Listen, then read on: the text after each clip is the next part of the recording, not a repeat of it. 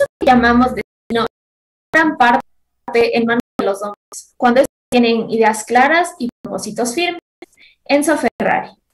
Muy buenas tardes con todos los presentes. Los miembros voluntarios del capítulo IEEE Robotics and Automation Society, en colaboración con la Federación de Estudiantes de la Carrera de Ingeniería Electrónica de la Universidad Politécnica Salesiana, sede Quito, Campus Sur, tienen su grato honor de darles la bienvenida al segundo día de la Telesemana del Estudiante. La actividad del día de hoy ha sido realizada con el objetivo de dar a conocer a los miembros de la comunidad universitaria de las aplicaciones de inteligencia artificial dentro de la industria motriz. Es por ello que hoy estaremos con el ingeniero David Romero, que está dando una charla sobre análisis de rendimiento laboral mediante técnicas de inteligencia artificial con el uso de RAN. Daremos la orden del día.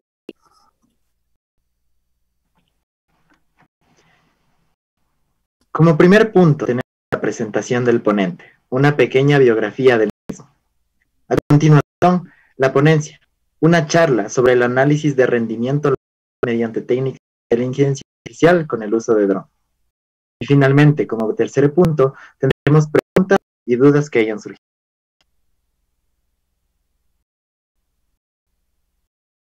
El ingeniero David Loja se ha destacado en distintos ámbitos.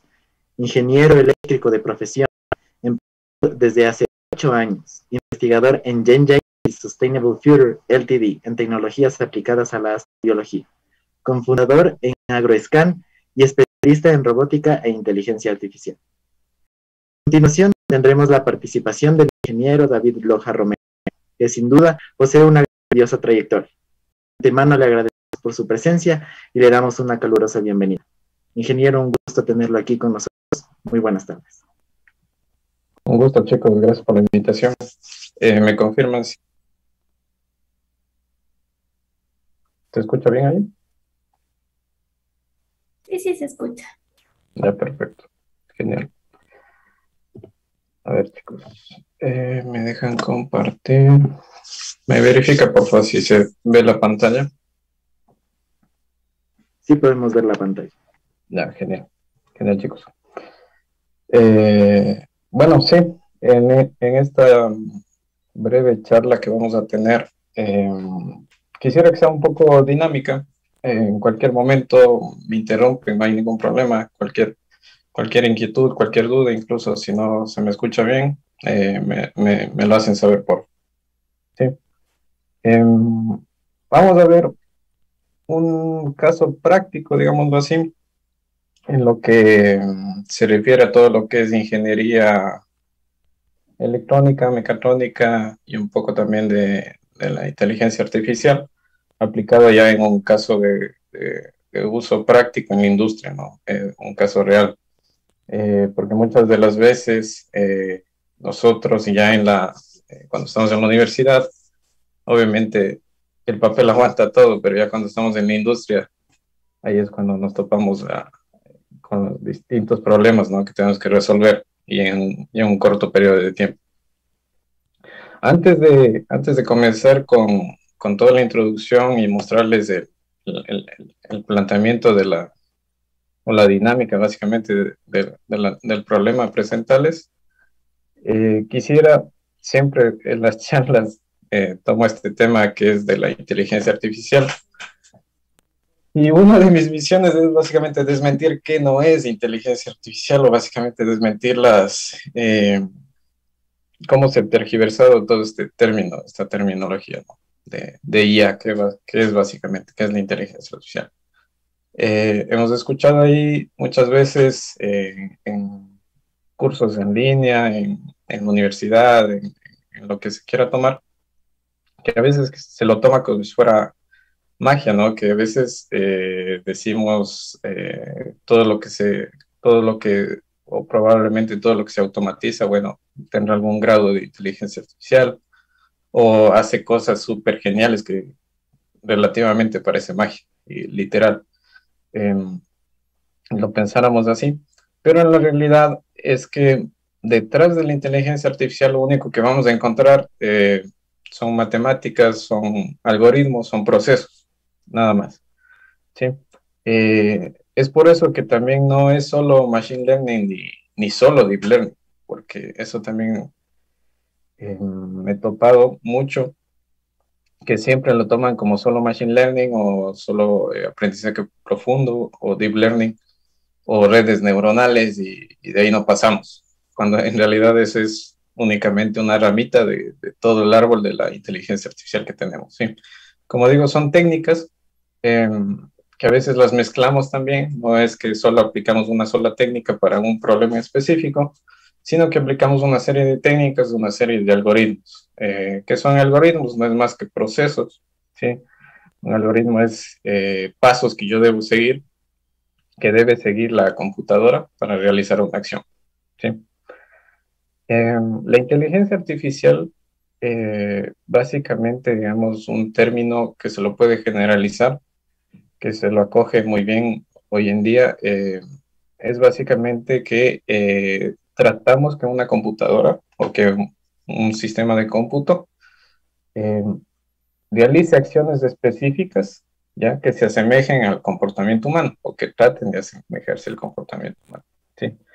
Es así que la inteligencia artificial es muy buena para acciones muy específicas. Hoy en día todavía no damos ese salto donde que la inteligencia artificial es, por así llamarla, absoluta y puede, o generalizada, es un término más apropiado, generalizada, es decir, que no puede hacer varias actividades al mismo tiempo, ¿sí? O que puede resolver varios problemas al mismo tiempo, para ser más específico. ¿A qué me refiero esto? Que siempre va a intentar representar el mundo que lo rodea, ¿sí? Pero de una manera muy específica. Se entiende más acá. Nosotros, cuando somos pequeños, ¿no es cierto? Cuando somos niños, se nos hace relativamente sencillo aprendernos las cosas, obviamente gracias a nuestro cerebro, ¿no es cierto? Que es muy avanzado y que hoy en día todavía no comprendemos ni un 5% de todo lo que conlleva un proceso de pensamiento, pero más o menos conocemos cuáles son los principios con los cuales funcionan. Entonces, cuando somos niños, de alguna manera tratamos de asociar los objetos y lo asociamos con acciones, con experiencias, ¿sí? Pero un ser humano, o básicamente el cerebro humano, necesita muy pocas experiencias para aprender algo, ¿sí? Por ejemplo, vemos aquí un ejemplo básico de pelotas, ¿no es cierto? Que hay de distintos tipos. Y nosotros ya asociamos que el blanco y negro tal vez es una pelota de fútbol, el verde es una pelota de tenis, el tomate es una pelota de básquet y el azul está de acá de colores es una de vóley, ¿no es cierto? Nosotros como seres humanos se nos hace sencillo porque tal vez de niños jugamos o vimos en la televisión y todo eso, pero con muy pocas muestras. Es decir, yo a un niño como mostrarle unas 5 o 10 veces una manzana y decirle qué es una manzana, literalmente, el niño ya va a aprender, ¿sí? Pero no pasa eso con una máquina. Una máquina necesita básicamente primero entender qué es lo que está viendo, entre comillas, lo que es lo que se le está mostrando, y luego de tratar de poner objetivo, digamos, o mira en el objeto que quiere aprender, sí trata de buscar esas características que tal vez le hacen diferenciar una pelota de fútbol de una de tenis. Él no sabe que es una pelota de fútbol o una de tenis.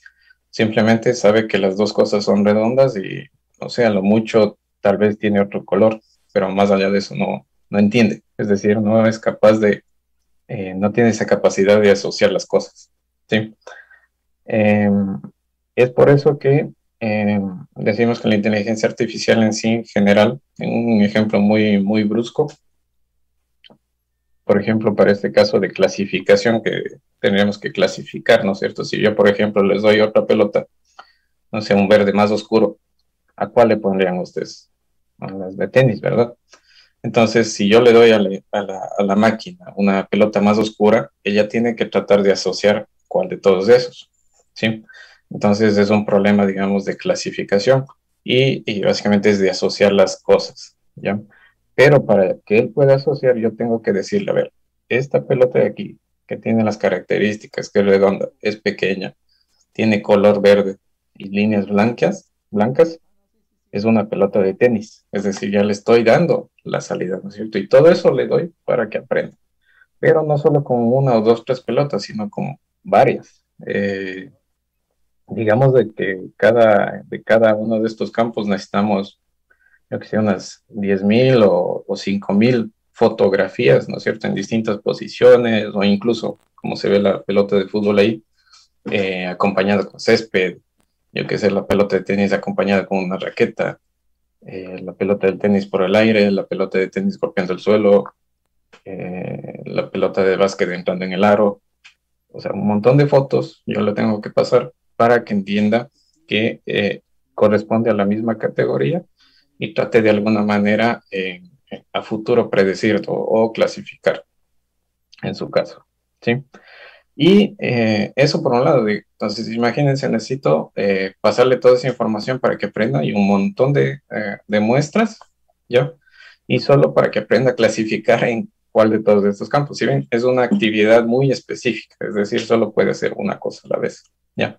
Ahora, si yo le digo que me asocie que la pelota número 10 básicamente las pelotas de fútbol, ¿ya? Son de un dueño, por ejemplo, digamos que es de Juanito, ya para que aprenda eso, tengo que otra vez volverle a entrenar, ¿ya?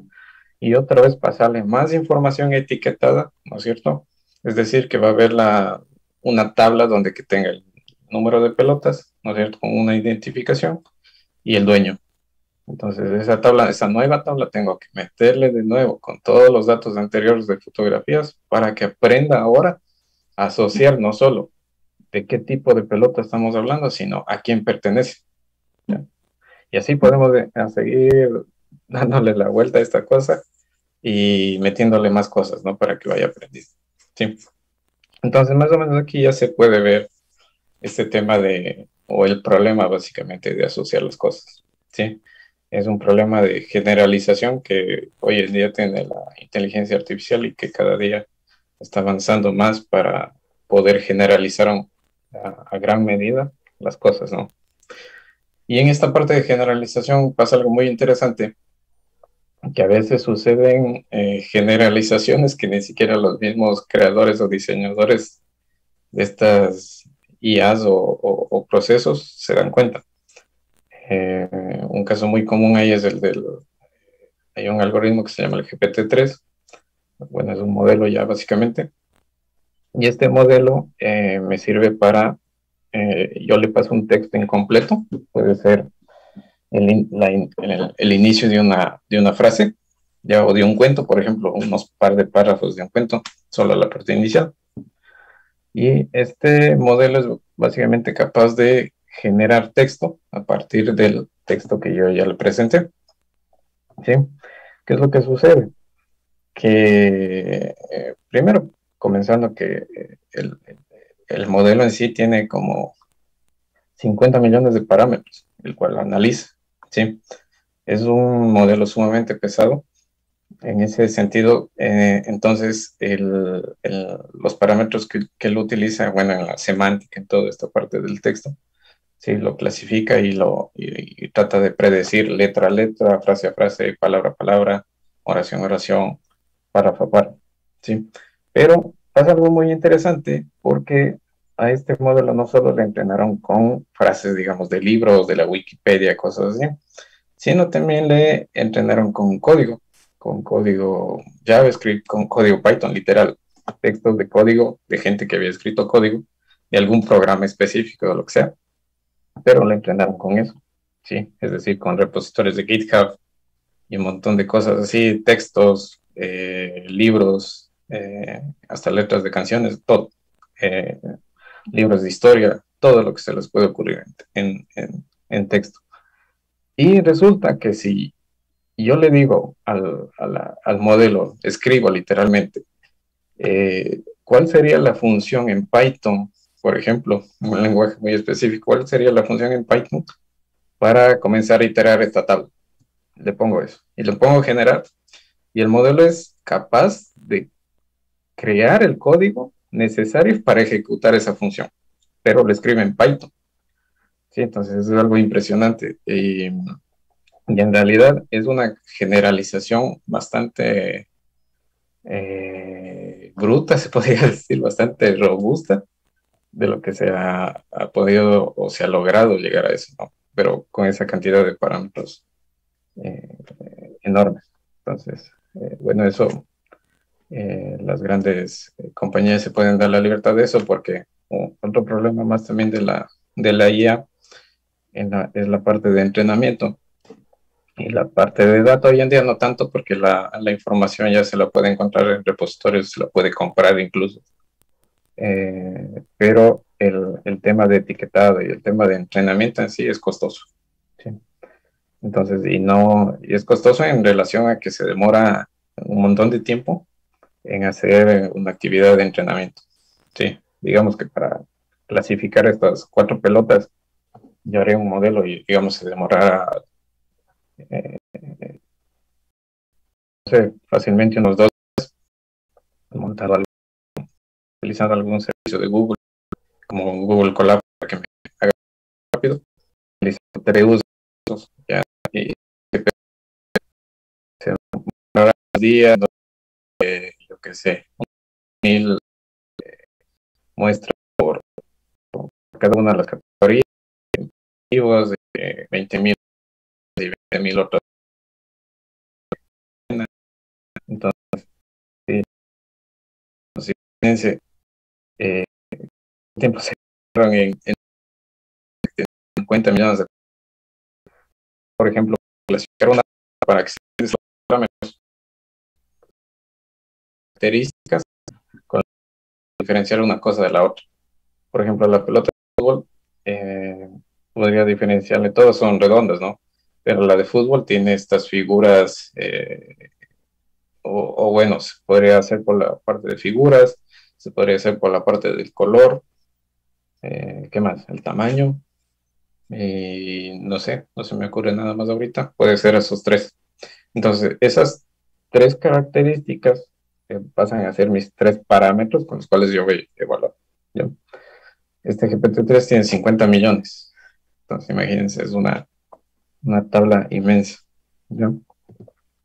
Pero bueno, dando esa previa o un poco media alargada introducción, eh, de qué es básicamente lo que podríamos entender como inteligencia artificial en términos muy generales, muy, muy, muy generales, porque la IA es tan amplia que tiene tantos campos de estudio que hoy en día es difícil seguirle el ritmo.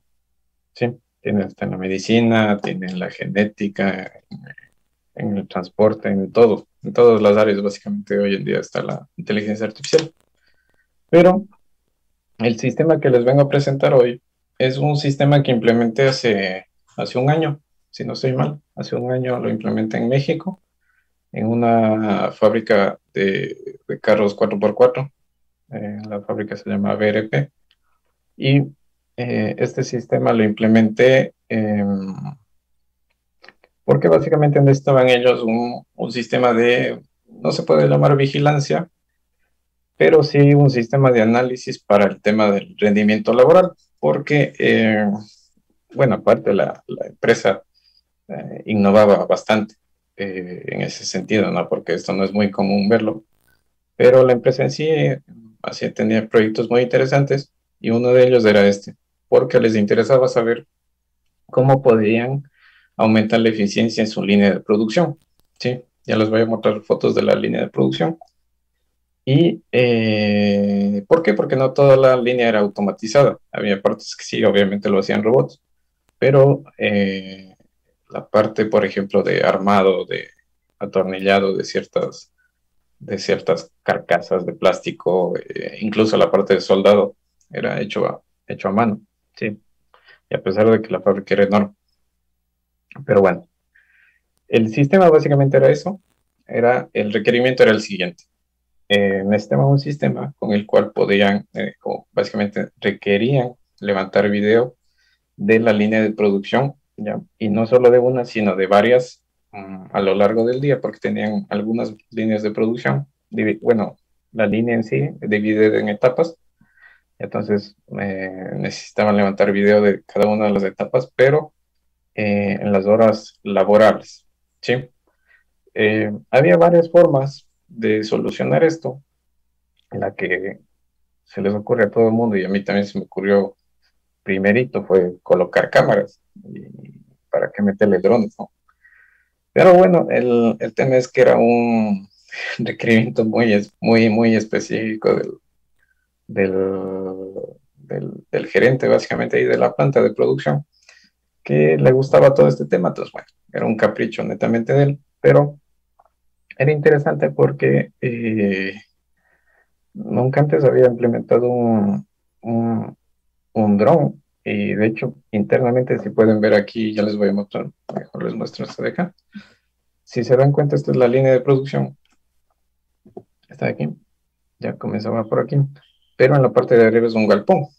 Entonces, y en esta parte, bueno, no había ningún problema, pero en la parte de acá atrás, que lamentablemente no tengo las fotos, y estaban las fresadoras, las cortadoras láser y creo unas máquinas enormes y las estaciones de soldado. ¿Qué pasaba? Que por acá arriba sí hay un espacio, no se ve muy bien, pero sí había un espacio más o menos de unos 2 metros de alto, en lo cual podía pasar cualquier cosa, ¿no? Evitando los cables. Pero era un poco peligroso. Imagínense montar un dron ahí porque si pasaba algo, caía sobre las máquinas o caía sobre la cabeza de alguien o podía causar algún accidente en la fábrica. Entonces era un reto medio interesante y se les propuso varias soluciones, ¿no? Una de ellas, como digo, colocar cámaras, por ejemplo, en estos postes de aquí. Era fácilmente colocar cámaras 360 o cámaras normales, no hay lío en eso, pero la idea era capturar ese video, ¿no?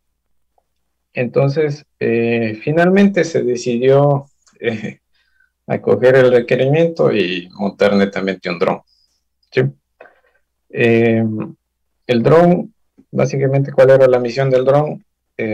O cuál era el requerimiento primero antes de la misión.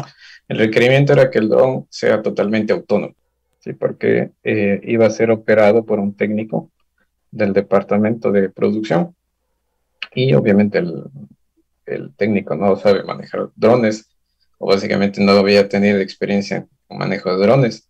Y indistintamente, así tenga experiencia, el requerimiento es que tenía que ser autónomo. ¿Sí? Es decir, que yo simplemente iba a la interfaz, ponía un botón iniciar captura, el dron solito salía de su estación base que se colocó acá arriba, de su estación base se levantaba, salía hacia la ruta, él solito verá cómo hace la ruta, pero si va hasta el fondo, si vas para el lado, recorría unos 200, 300 metros y tenía que regresar y posicionarse en la estación base y cargaba una cámara, ¿sí? Entonces esta cámara era la encargada de capturar el video y luego ese video, es por eso quería poner esta parte acá, luego ese video se hacía el análisis, si no es que en vivo se iba haciendo el análisis de, de, de, de rendimiento laboral, no. Luego ese video se pasaba a un software que hacía el análisis de rendimiento laboral, ¿ya? Y básicamente el dron era eso. El sistema de telemetría, por las características del dron, se optó por utilizar Wi-Fi, bueno, una red propia, una red privada dedicada netamente a este proyecto, con repetidores, ¿no? Porque una fábrica, si era, bueno, la línea de producción, había líneas de producción que llegan, bueno, las etapas llegaban hasta 200 metros, 300 metros, si no mal recuerdo. Entonces, como sabrán, Wi-Fi solo máximo 100. Y entonces tocaba poner repetidoras cada 80, cada 100 metros, a lo máximo. ¿Sí? Entonces, eso. Aquí, bueno, se puede ver un poco mejor esta parte de acá arriba, donde están los letreros amarillos con el logo de BRP. Ya, justo donde que baje la manguera roja, justo ese espacio es el por donde podía pasar el dron. Sí, entonces, ¿qué drones se optó? Inicialmente habían estado trabajando con este Mavic, eh, o bueno, antes de este Mavic estaban utilizando uno de DJI un poco más grande, pero estaban haciendo pruebas en un reel y básicamente colgándolo. Entonces, era un poco problemático. Y luego se propuso utilizar uno de estos chiquititos, Telo, para netamente el prototipo. Simplemente este Telo, y de hecho aquí está el video. Lo estábamos testeando ahí en un cuarto de la fábrica. Eh, Estuve buscando los videos que lo montamos en la línea, pero como vine para acá no los tengo, no sé en qué parte de no sé, esto lo encontré por suerte en Google Fotos, pero no encontré los otros. Pero bueno, aquí podemos ver el funcionamiento del dron. Está volando autónomo. Eh, el vuelo autónomo, la ventaja de ese dron es que tiene un SDK que es compatible con algunos lenguajes, entre ellos JavaScript y Python, y se lo puede programar por Python, ¿ya? La ventaja de ese es que no tiene GPS, sí, porque por obvias razones no vamos a meter GPS dentro, simplemente no ingresa el GPS. De hecho, el Mavic, si ven este reel que está calado, déjame ver si puedo poner pausa. Este reel que está calado es donde estaban implementando el otro dron y colgándolo. Y habían puesto una estación repetidora de GPS para que logre meterse el GPS y logre levantar vuelo el dron, porque si no, no volaba el otro dron. Pero este de acá no había ese problema, ya que no utiliza GPS. Yo, por obvias razones, no se debía utilizar GPS en interiores, ¿no? Uno, por la precisión, así se pudiera utilizar. No se puede utilizar por la precisión, porque imagínense, dependiendo de cuántos decimales tenga el GPS, o pueda jalar del GPS, determina cuántos pasos yo puedo dar, ¿no? Por ejemplo, si digamos tenía la resolución de 1 metro, pues imagínense, yo podía solo hacer movimientos de 1 metro, de 1 metro, de 1 metro. Entonces, si le decía al dron, muévete 1 metro hacia adelante, no estaba seguro si se movía 1,10 m o 1,20 m o 95 o 80, lo que sea centímetros, ¿no es cierto? Entonces, era muy difícil. En cambio, este de aquí, la ventaja de este pequeño es que tiene una cámara de flujo óptico en la parte posterior, en la parte de abajo, ¿sí? Y esa cámara de flujo óptico lo que hace es básicamente, como su nombre lo dice, es capturar las variaciones, ¿sí? Mientras se va moviendo, captura la variación de las imágenes con la cámara de abajo y va determinando cuánto se va moviendo. En adición, cruzando con la información de su IMU, ¿no? De su giroscopio y acelerómetro. Entonces, con las tres cosas, básicamente va determinando cuánto se ha movido hacia adelante, hacia atrás, de izquierda, derecha, arriba, abajo, todo, absolutamente todo. Aparte de la cámara de flujo óptico para determinar en qué posición estaba, tenía también, o bueno, tiene también sensores infrarrojos en la parte de abajo para determinar las alturas hasta 10 centímetros. Eso era chévere porque no nos preocupábamos de objetos donde, por ejemplo, imagínense, estaba viniendo así y había un tubo aquí. No nos preocupábamos porque el dron lo que hacía era subir y bajar, ¿sí? Entonces tiene ese ya seteado básicamente o viene programado así, ¿ya? Y en la parte delantera solo tiene la cámara para visualizar. No es una cámara 4K en absoluto, es una cámara normal. Es a color, eso sí, pero la resolución no es tan buena. Entonces, por eso lo utilizamos netamente para un prototipo, para probar el funcionamiento netamente. Pero básicamente se utiliza ese, el prototipo. La interfaz se creó en Python, una interfaz rápida en TK-Inter, en la cual mediante la interfaz netamente se hacía todo el proceso, se hacía el encendido, se seleccionaba la ruta, se mandaba la misión en el caso que se necesite misión, o incluso se podía manejar manualmente, ¿sí?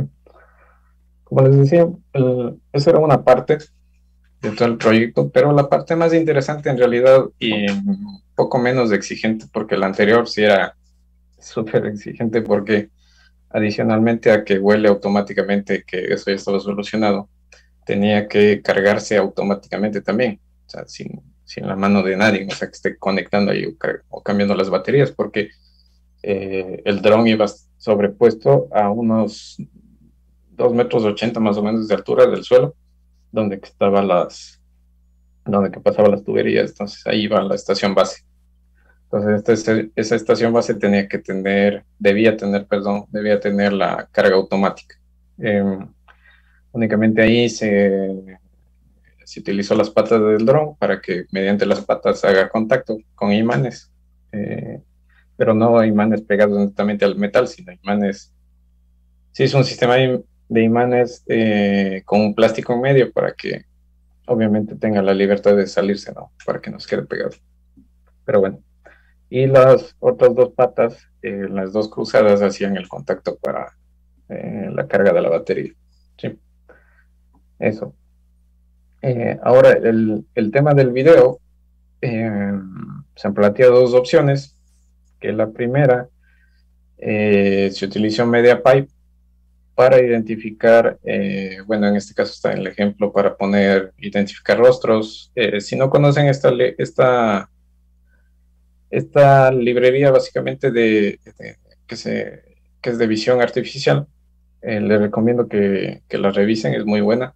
MediaPy tiene para identificación de rostros, para mallado del rostro, tiene para identificación de las manos también, para cada uno de los dedos, tiene de cuerpo entero también. ¿Y qué más tiene? Creo que eso. Pero la desventaja del cuerpo entero es que solo puede analizar uno a la vez. Y si quieres analizar varios a la vez, tienes que dividir el video, o bueno, los segmentos en varios videos, y esos videos pasarlos para que analice en paralelo. Esa es la desventaja, porque recuerden que aquí lo que nos interesa es identificar las personas, ¿no? Para el tema del rendimiento laboral. Entonces acá con MediaPy, bueno, con las caras, los rostros o las cabezas, porque también tiene el MediaPy para entrenar. Yo le puedo entrenar para que identifique algo muy específico. Puede ser cabezas o pueden ser incluso personas. Le puedo entrenar sin ningún problema, o objetos, lo que sea. Pero para el tema de la posición, o básicamente de lo que yo estoy haciendo, por ejemplo, hagan de cuenta de que se ve mejor acá. Hagan de cuenta que están ahí sentados, ¿cierto? Entonces, por ejemplo, acá, si la persona acelera, ¿no es cierto? Se va a mover esta articulación, y por ende estos puntos también se van a mover, y bueno, voy a saber que la persona está acelerando. ¿Ya? Lo mismo pasa acá, que mediante el video había en el software que utilizaban, y como digo, no tengo capturas del software, pero el software que ellos utilizaban tenían dos opciones de análisis. La primera, el análisis, el primero lo utilizaban para saber cuáles eran las zonas más transitadas por las personas en su zona de trabajo.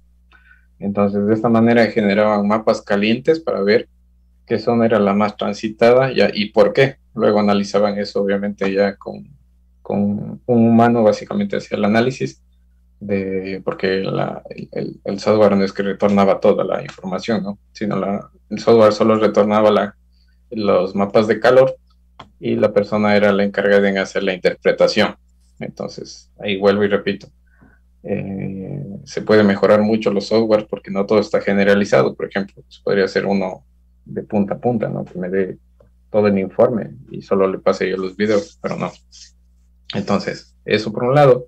Y por otro lado, también la pose en la que trabajaban, porque había trabajadores que, como es línea de producción, se sentían muy cómodos y literalmente algunos llevaban sillas y ponían las sillas ahí y se sentaban y se ponían a trabajar a atornillar y eso.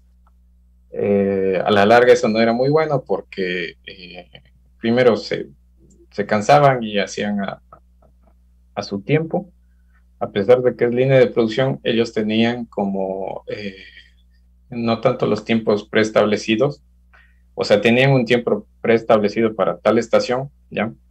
Pero uno de los objetivos también era saber si ese tiempo preestablecido era el adecuado para la actividad que tenían que realizar. ¿Ya? Y como, bueno, ahí ya cada uno ya se sabe sus mañas, ¿no es cierto? Entonces, hacían la cosa rápida y después estaban sentados ahí esperando hasta que pase la otra. Entonces, al fin y al cabo, ¿en qué se refleja todo eso de los atrasos o de retrasos en el tiempo? Es en la eficiencia de producción, porque digamos que al día, en los peores días, y esa información sí me la dieron, que había, ellos ya tenían identificado fechas en específico, por ejemplo, cada 15 la producción bajaba y no sabían por qué. Y resulta que era porque simplemente cada 15 trabajaban menos, se cansaban menos porque hacían campeonatos en ese entonces, antes del COVID, era justo antes del COVID, campeonatos de fútbol. Entonces, se iban a las sintéticas y jugaban. Entonces, preferían no cansarse mucho en el trabajo y no trabajaban al 100. Entonces, ¿qué pasaba? Se pasaban la mayor parte del tiempo sentados, o a veces había gente que transitaba mucho por los pasillos y no sabían por qué, y resulta que también ahí se dieron cuenta de que, por ejemplo, las zonas de abasto de agua, de colas y todo eso, porque también tienen refrigerios en la parte de producción, tenían solo una estación. Entonces, los soldadores que quedaban hasta atrás, ya, hacían, en vez de hacer una pausa de 5 minutos, tenían que hacer una pausa de 15, porque tenían que caminar hasta el frente para ir a hidratarse y luego regresaban a su estación. Entonces, todas esas cuestiones que son interesantes, digamos, en el sentido y que no son tan complejas en realidad, esas observaciones, a veces se opta por implementar este tipo de sistemas un poco más automatizados porque, dense en cuenta, ese es el trabajo básicamente de un supervisor. El supervisor tiene que estar, valga la redundancia, supervisando todo el trabajo que van haciendo a lo largo del día, pero al supervisor básicamente no, el tiempo de que se demoran en hacer ciertas actividades puede ser que sea crítica, ¿no es cierto? Más bien al jefe de producción es al quien le preocupa los tiempos. Entonces, hay todos esos matices, ¿no? que se puede tratar. Pero estas herramientas, como digo, si se dan cuenta, atacar un problema, la inteligencia artificial la aplicamos en este caso, en este proyecto muy específico, es básicamente al último. Porque para hacer la identificación de rostros y todo eso, bueno, aquí están implementados redes neuronales convolucionales, que lo que hacen es identificar características en una imagen que tú le pasas o lo que le pases, pero en este caso en la imagen, identifica características, o sea, pueden identificar ojos, pueden identificar una boca, una nariz, los huecos de la nariz, cosas muy, muy, muy específicas, muy profundas, por eso es una red convolucional.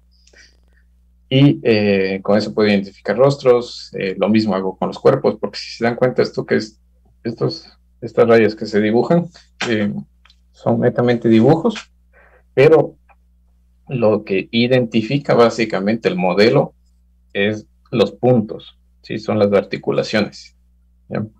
Entonces hagan de cuenta que para identificar las articulaciones, miren, incluso aquí que está sentada la persona y no se ve el otro lado de la cadera, predice que debe haber un punto a ese lado. ¿Por qué? Por la misma fisiología, ¿no? del cuerpo. Entonces, se colocan esos puntos y esos puntos son colocados por el, por el modelo, básicamente son generados, perdón, por el modelo. ¿Sí? Entonces, es una de las aplicaciones, una de las infinitas aplicaciones en este caso en visión. ¿Sí? Luego ya nos podríamos poner un poco más exquisitos y analizar ya la data que se levante de todo de incluso ya metiendo datos de producción, por ejemplo, metiendo cuántas unidades estoy sacando al día, metiendo cuánta energía estoy gastando al día, no sé, pues cuántas ventas, incluso el departamento de ventas puede meter esa información, ¿se dan cuenta? Para hacer una regresión e identificar estos cuellos de botella, por ejemplo, ¿sí? Porque al fin y al cabo es eso. En la parte de la eficiencia laboral es identificar los cuellos de botella, y no solo en la parte de laboral, valga la redundancia, sino también en la parte personal, ¿no? Porque a veces puede ser que una persona simplemente no trabaja porque, no sé, la noche anterior se peleó con su mujer, no le mandaron desayuno, o simplemente se le muere un familiar. Entonces, todas esas cuestiones incluso ya lo puedo llevar un poco más atrás y llevarlo con recursos humanos incluso. Entonces, es algo muy interesante y eso básicamente. Entonces, eh, eso ha sido todo. Espero haber sido breve y darles un poco más una visión un poco más amplia de lo que se podría hacer. Como digo, esto fue implementado en México. Acá, acá la verdad no me he topado con este tipo de implementaciones, pero se puede dar, ¿no? En la industria ya poco a poco va a ir avanzando y se ha de ir dando este tipo de innovaciones. Uh-huh. Entonces, sin más, muchas gracias. Si tienen alguna pregunta, la saben saber. Y si no, bueno, eso sería todo.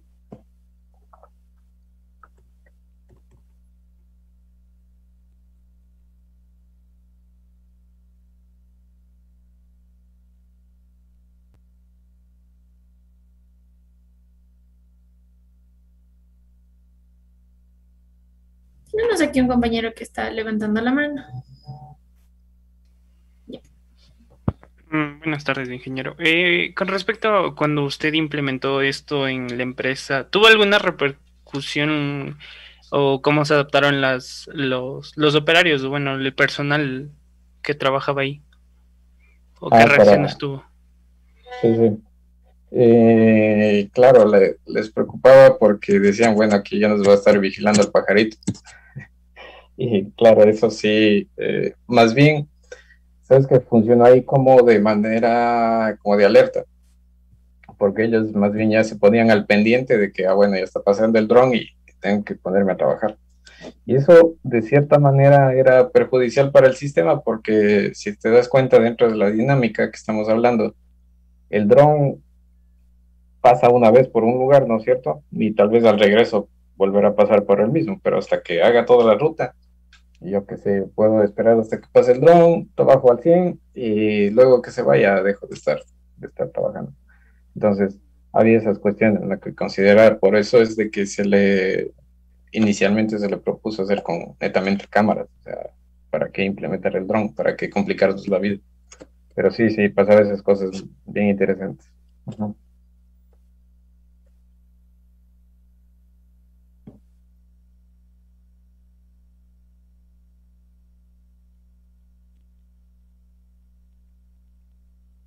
Ok, listo. Aquí tenemos una pregunta que la realizaron por el chat. Y nos plantean, ¿cuáles fueron los resultados que se obtuvieron después de utilizar esta tecnología? Ya, este proyecto, por eso todo el momento lo llamé proyecto, porque todavía lo siguen mejorando, lo siguen testeando, porque básicamente era un proyecto que ellos buscaban analizar justamente estos rendimientos, ¿no? Hasta ahora no lo han implementado al 100, digamos que no es un proyecto finalizado, sino lo siguen testeando. De hecho, hoy en día también han optado por probar con un Unreal, pero con una cámara móvil, ya no con un dron, porque como digo, es muy peligroso. Incluso en la parte de cuando se lo testeaba, eh, el dron, bueno, esta marca tiene una esfera de cobertura de plástico y se la testeaba con eso porque es muy peligroso, por más que sea pequeño, ¿no? Es un dron muy pequeñito, pero por más que sea pequeño era un poco peligroso para el tema de las máquinas y eso. Pero lo que se obtuvo, básicamente, como digo, son los videos y inicialmente se identificaron esas dos partes que yo les comentaba. Primero, que las zonas de calor en los pasillos, ¿sí? Era un poco elevada, es decir, el tránsito por los pasillos era elevado porque las zonas de reabastecimiento, de hidratación, estaban un poco lejas de la parte de soldadura. Eso por un lado, y por otro lado, este tema del que les preocupaba porque bajaba la producción cada 15. Entonces, se comprobó, y no netamente como se dan cuenta con el video, sino netamente ya analizando el, el, justamente el entorno social, ¿sí? Y obviamente en el video se contrarrestaba con el tema de que pasaban la mayor parte del tiempo sentados en algunas líneas de producción, no en todas. Entonces, es algo interesante, como digo, que se implementó. De hecho, los proyectos con los cuales había algo también ahí de gemelos digitales. Si alguien por ahí está al tanto de eso de ahí, esto de gemelos digitales, ellos también tenían en el mismo departamento, tenían una estación de entrenamiento, ¿sí? Y le entrenaban con realidad aumentada. No realidad virtual, sino aumentada. Entonces tenían las gafas que básicamente eran transparentes y con los controles a los nuevos operarios les enseñaban a operar la maquinaria que iban a operar, ¿ya? Con un gemelo digital, es decir, se ponían las gafas y veían la máquina digitalmente, ¿no? Pero en su entorno real, es como si yo me sacara los lentes y ya no le veo la máquina, pongo los lentes y le veo la máquina, pero también veo mi entorno. Esa es la realidad aumentada, ¿no? No es una realidad virtual en la que yo me pongo y sale un video frente a mis ojos, sino la realidad aumentada ya parece que pudiera tocarlo. Entonces, implementaban eso, como digo, eso más bien lo tenían bien asentado porque eso era una etapa para los nuevos trabajadores que tenían que pasar. Pero este proyecto de acá fue netamente un proyecto de implementación y básicamente se lo puede llamar como de investigación y, y abierto a propuestas también que se puedan implementar luego, ¿no? Ajá. Pero fueron esos los resultados. Como digo, se puede optimizar más si se implementara cámaras fijas, porque de hecho eso es lo más razonable dentro de un entorno cerrado, ¿no es cierto? Que es un entorno controlado. Si yo implementara, por ejemplo, esto en una ciudad, ahí sí, bueno, ya mandaría, por ejemplo, un dron, una ala fija, un avión, o incluso utilizaría imágenes de satélite, ¿no? Que hoy en día ya es accesible al público. Obviamente hay que pagar, pero es accesible al público obtener imágenes satelitales diarias y con una buena resolución. Bueno, aquí en Ecuador no tanto, pero en Estados Unidos, aquí en Europa también es muy fácil de obtener eso. Uh-huh. El compañero también está levantando la mano para que active su audio. Compañero, ya.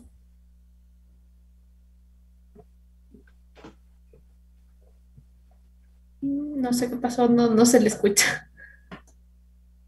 No tiene audio. ¿Ahí me escucha? Sí, compañero. Sí, ahí sí. Disculpe. Una pregunta, Inge. ¿Cree que una empresa puede ser 100% automatizada? Desde mi perspectiva, creería que no, porque siempre vas a tener procesos manuales, digamos, que tengas que realizar. Y eso por un lado. Y por otro lado, no, hoy en día, digamos, por más seguridad que tenemos en los sistemas de control, por más seguridad que tengamos o nuevos dispositivos que vayan saliendo, nuevas versiones, actualizaciones en los PLCs, nuevas tarjetas de desarrollo y todo lo que tú quieras del 5G y todo, eh, es muy complicado dejarle todo el manejo puede ser una planta, digamos, un computador, ¿no? Hoy en día, de hecho, por ejemplo, si revisáramos un poco de la bibliografía de las plantas nucleares hasta hoy en día, hay sistemas muy robustos ya de inteligencia artificial que prevén accidentes nucleares.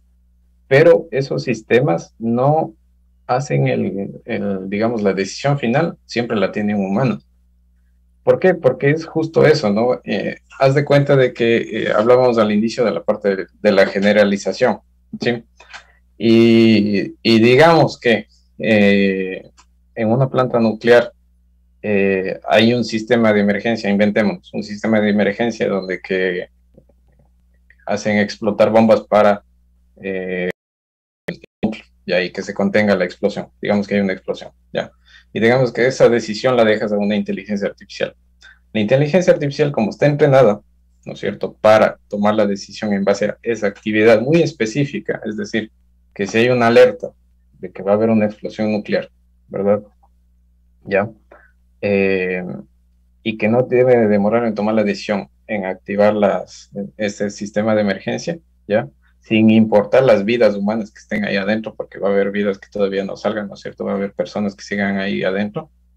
Eh, y digamos que si le entrenaste bien, bueno, tal vez, entre comillas, tal vez pensará un poco, ¿no? Si es que le entrenaste en base a la información también de que tome en consideración las vidas que hay adentro, aunque muy difícil, ¿cómo le haces entender esa parte de ahí? ¿Sí? Entonces, por eso es que los sistemas, hasta hoy en día, incluso en los modelos de control de tráfico aéreo, también hay unos modelos medio interesantes de inteligencia artificial. Los modelos hoy en día, ¿sí? La inteligencia artificial hoy en día es un soporte, básicamente, es una ayuda que se le da al ser humano para que tenga un trabajo un poco más sencillo, ¿ya? Y le ayude a tomar decisiones. Eso es básicamente. Incluso dentro de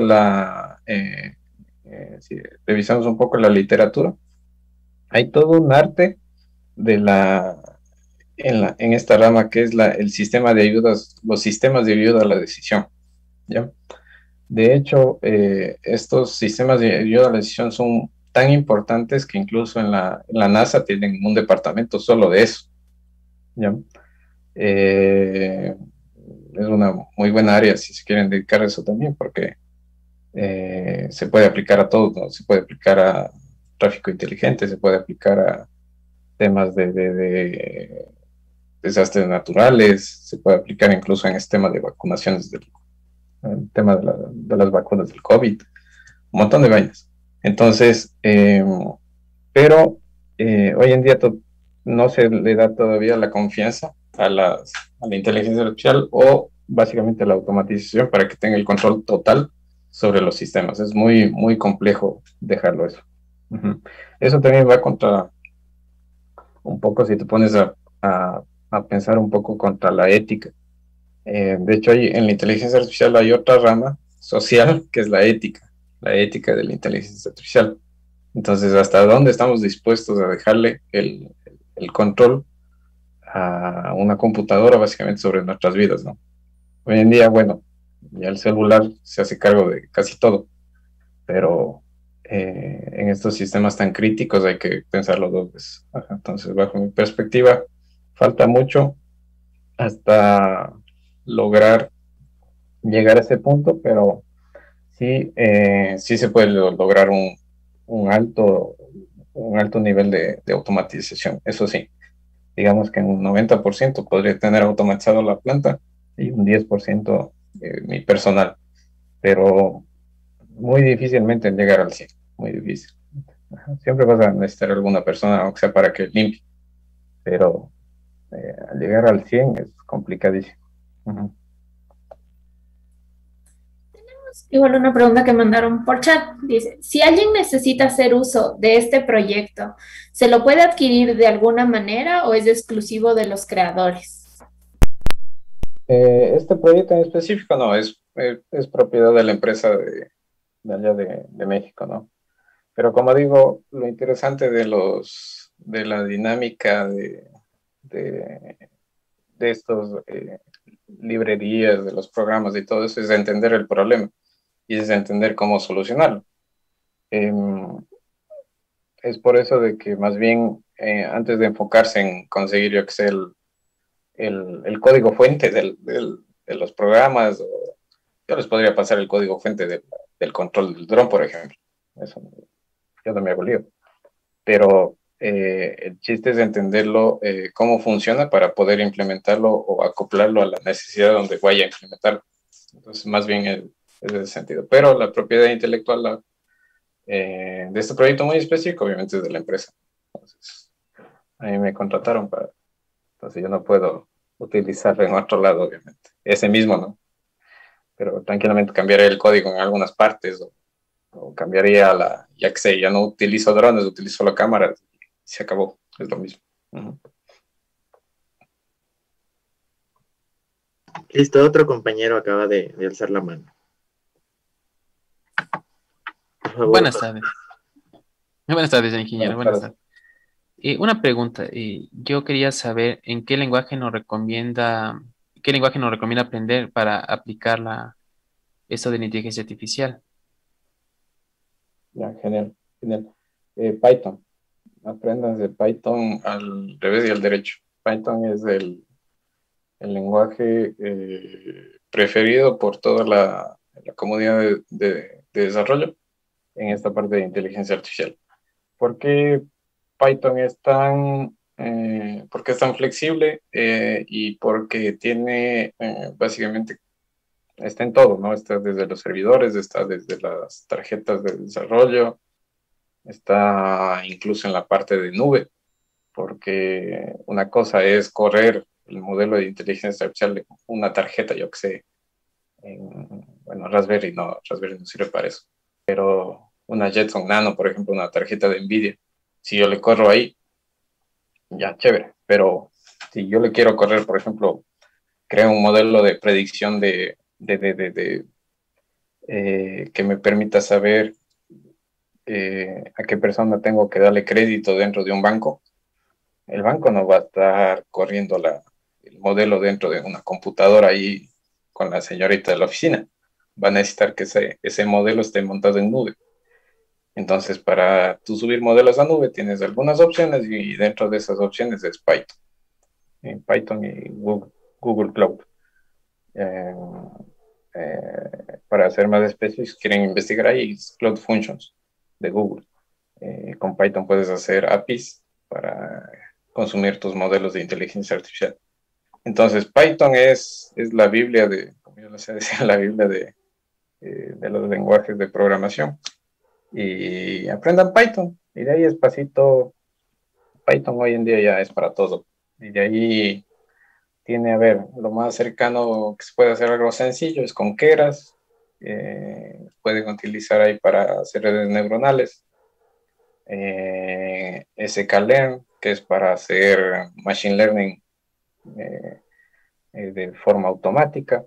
No necesitas ni siquiera conocer los algoritmos, solo metes ahí tus tablas y se va. Hace todo automático, pero todo con Python, ¿no? Entonces aprendan Python y no solo Python, también dedíquense yo soy electrónico, pero también manejo lo que es nube, manejo un poco de desarrollo web también. Entonces no dedíquense no netamente obviamente, programar PLCs y todo eso va bien. Diseñar sistemas de control perfecto, también en la electrónica diseñar placas perfecto, pero también aprendan lenguajes de programación, Python, Node, Java, pero Java Spring Boot, por ejemplo, para el desarrollo web. ¿Qué más? Angular, no sé, pues para hacer plataformas, React, ¿cómo es esto? Flutter, para hacer plataformas y aplicaciones también, iOS, Android. Todo eso porque al fin y al cabo, una industria, por ejemplo, si vas de consultor, te van a decir, oiga, deme la solución, ¿cómo le hago? Entonces le dices, ¿sabes qué? A ver, montemos una plataforma acá, montemos esto de acá, en hardware hagamos esto. Entonces, más bien ya eres un profesional un poco más completo, ¿no? Entonces, los electrónicos somos buenos para el hardware, pero a veces dejamos muy lejitos el software, entonces eso no está bueno. Entonces, ahora, aprendan Python y con Python ya se les abre un montón de puertas. Ok, listo. Otro compañero está alzando la mano. Buenas tardes, ingeniero. La pregunta es, un presupuesto para un proyecto base, aunque sea el más sencillo con inteligencia artificial. Presupuesto. ¿Sabes qué? Ahora, digamos, de la parte, digamos, si quieres hacer yo qué sé, algún modelo que reconozca, no sé, monedas, lo que sea, o lo que quieras, la verdad, presupuesto más que tu tiempo. Yo creo que no necesitas nada más, porque hoy en día hay plataformas que te permiten entrenar tus modelos utilizando servidores, ¿sí? Ya no utilizas tu computadora, porque muchas de las veces una limitante es la computadora, ¿sí? Pero, por ejemplo, hay plataformas como Google Colab, ¿sí? Google Colab, ahí googleen esa parte de ahí, que con Google Colab tú puedes entrenar tu modelo obviamente en lenguaje de Python, puedes entrenar ahí tus redes neuronales, lo que tú quieras, puedes crear ahí, pero Google te presta básicamente sus servidores, las computadoras de Google, ¿ya? Y no te prestan solo con CPUs, sino te prestan TPUs y GPUs, ¿ya? Y bueno, TPUs para el tema de tensores, si utilizas TensorFlow, y GPUs, bueno, todo el mundo conocemos las GPUs, ¿no? Que hoy en día la parte gamer está al 100. Entonces, Google te presta esas computadoras totalmente gratis, ¿ya? No necesitas pagar nada en Google Colab, ¿ya? Lo que sí es que cuando estás entrenando el modelo de inteligencia artificial tienes que estar pilas porque cada 12 horas, buena hora creo que es cada 24, te cortan la comunicación con el computador y se reinicia todo. Entonces, lo único que haces ahí es guardar como banderitas, digamos, como misiones. Vas guardando tu modelo, vas haciéndole un save y lo único que haces para la siguiente hora lo vuelves a levantar el servidor y vuelves a entrenar y sigues así por otras 24 horas. Entonces, así de gratis. Y si quieres pagar, creo que vale $11 al mes. Entonces, digamos, en presupuesto ahí, en la parte de entrenamiento no necesitas, porque hoy en día esa parte ya es un poco más libre. Igual Google tiene muy buenas opciones. Se darán cuenta que nombro mucho a Google, es que Google tiene un montón de opciones para esta parte de inteligencia artificial. Google Colab, como digo, para desarrolladores un poco más que quieren crear desde cero, ¿no? Pero si quieres crear algo rápido, digamos, te dieron una tabla de parámetros, yo qué sé, te dieron el ejemplo de las pelotas, ya. Te pasaron la tabla y tienes una tabla de, yo qué sé, un CSV, un Excel, tienes de 10.000 datos, ¿ya? Coges ese Excel y te vas a AutoML, que es de Google también, y es gratis. Ya te vas a AutoML y subes la tabla y Google te crea un modelo a partir de esa información, ¿ya? Pero te crea un modelo de Machine Learning ya totalmente balanceado, es decir, ya para la parte de producción, obviamente, si es que tu data está totalmente limpia, porque ese es otro tema, pero si es que tu información está limpia, te metes a AutoML y te genera tu modelo ya listito para consumir, es decir, ya listito para predecir. Ajá, entonces, es una muy buena opción. Creo que para acceder a todas esas funciones, Google te da todo esto está dentro de Google Cloud, entonces te creas una cuenta en Google Cloud y si te creas por primera vez, creo que te dan crédito de $300 para herramientas que puedes ahí consumir. Y si no, pues bueno, haces la típica, ¿no? Te vas creando cuentas y vas consumiendo gratis si no quieres pagar.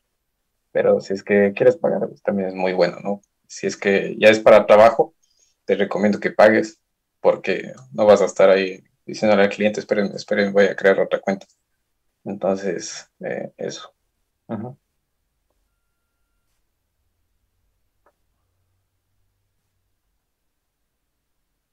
Ok, listo. Hay otra pregunta desde el en vivo de Facebook y es que ¿en qué plataforma se puede realizar la parte de la realidad virtual y la parte del digital twin?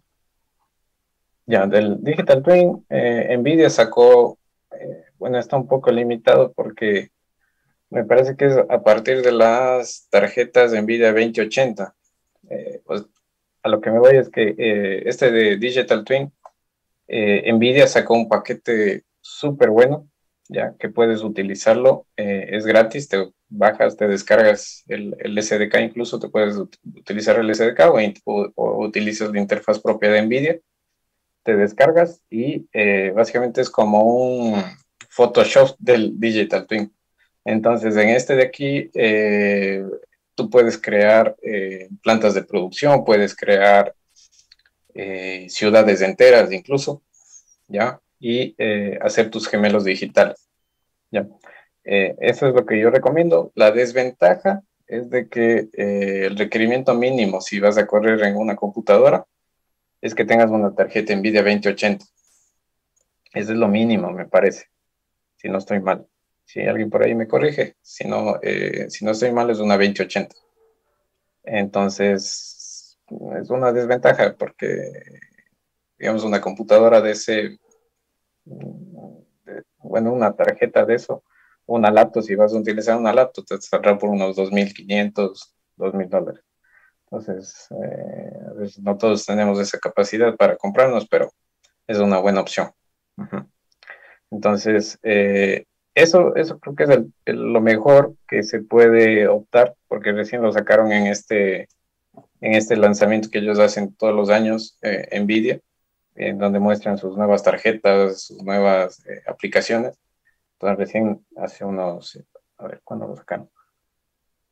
Hace unos 2 meses, si no estoy mal, 2 meses, 3 meses, no es mucho. Recién lo hicieron público, entonces, y está totalmente abierto al público. Incluso hay robots ahí ya preestablecidos. Hay temas de, como digo, de plantas industriales. Por ejemplo, la planta que vimos aquí en las fotos, tranquilamente la podemos simular ahí y todo, ¿no? Ajá.